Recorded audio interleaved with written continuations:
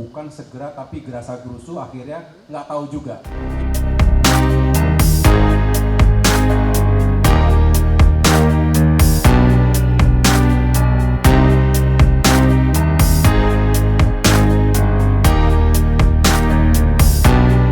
Kita ingin fokus masing-masing ya, dan saya tahu bahwa semakin mundur deklarasi ini, ya makin banyak isu yang berkembang, itu udah pasti.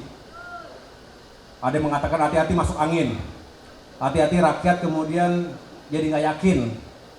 Semua itu saya sampaikan, semua itu sudah kita sampaikan kepada teman-teman yang lain bahwa itu konsekuensi. Kalau bukan menjadi resiko, paling tidak itu konsekuensi logis dari mundur-mundurnya deklarasi ini. Tapi kami juga tidak setuju kalau sesuatu yang belum matang dipaksakan.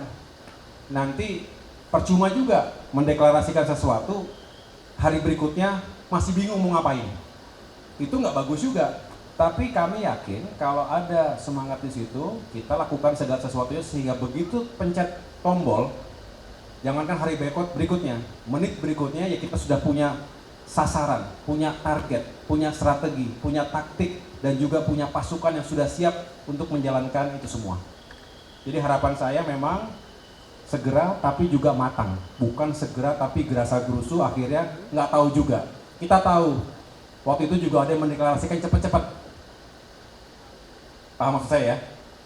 Tapi begitu terjadi, setelah itu bubar paling cepat juga. Jadi segera deklarasi, setelah itu segera bubar juga. Nah, saya tidak ingin segera seperti itu, tapi segera yang matang, dan kita setelah pencet tombol deklarasi bersama, itulah kita berbicara strategi pemenangan.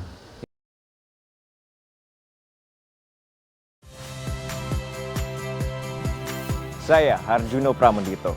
Saksikan program-program Kompas TV melalui siaran digital, pay TV, dan media streaming lainnya.